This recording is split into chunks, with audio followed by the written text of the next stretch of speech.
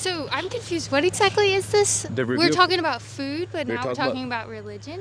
Yes, I'm talking about food and I'm talking about religion. Did you know that 1 out of every 3 US adults is obese? And this isn't an issue here in the US alone. With an estimated 500 million people worldwide who are obese, this is a global problem. So I spoke with a few people to raise awareness about this topic. What type of food do you enjoy the most? What type of food do I enjoy the most? Probably fast food, like pizza, tacos, quesadillas. Okay, all right. Actually, pizza is all around good food. Probably steak. Steak. Some chicken. Pizza. Chicken, pasta. I've been leaning towards, like, I love breads, like croissants and stuff like that. Awesome. So I'm a chicken guy myself, so I have to just claim it right there. But I really like Indian food. You love Indian food? Okay, that's awesome. I'm from Pakistan, but our foods are quite similar. Okay, yeah. So yeah, I love that too. How much time do you think you spend in eating one meal? Eating one meal, maybe 20 minutes? Probably an hour. Probably 20 minutes. Maybe like half an hour to an hour. I'd probably say around 30 minutes eating a meal. And how much time would you spend on that perfect steak that you're having?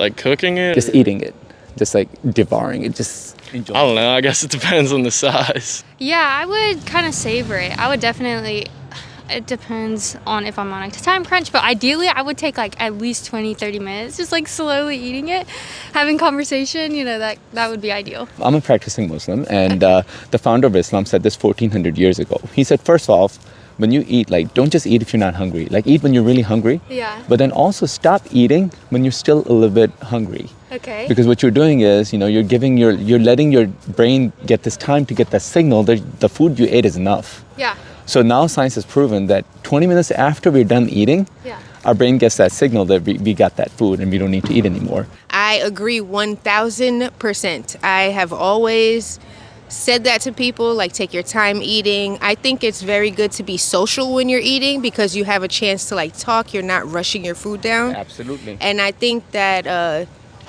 proportions are important, proportioning your food and taking time to eat so your body can catch up, because if you continue eating till you're full, you're definitely going to be stuffed. Yeah. It makes sense because you get full really easily and you don't know when to stop eating. That makes sense because I've always my parents have always told me eat slower and stuff because your brain doesn't have time to process that you're full, so that makes sense. I mean, that makes sense because there's times where you eat and you don't really feel full yet, and so you keep eating, but then at the end of it you feel more full than you would have. I mean, it's not really something that you think about, I guess. You kind of just eat it. I don't know what this I don't particularly think when I go into a meal I'm gonna eat until I can't walk. Yeah, obviously we know that that's right. The difference is that nowadays food companies put a lot of money into making sure that the food we eat is a lot more addictive to us, the sugar levels, and there's literally scientists who are tasked with making food that is much more addictive to our bodies, which obviously makes it even worse for us. Absolutely. And yeah, it's definitely something that we should be enforcing, teaching kids proportion sizes, time, how to pace themselves.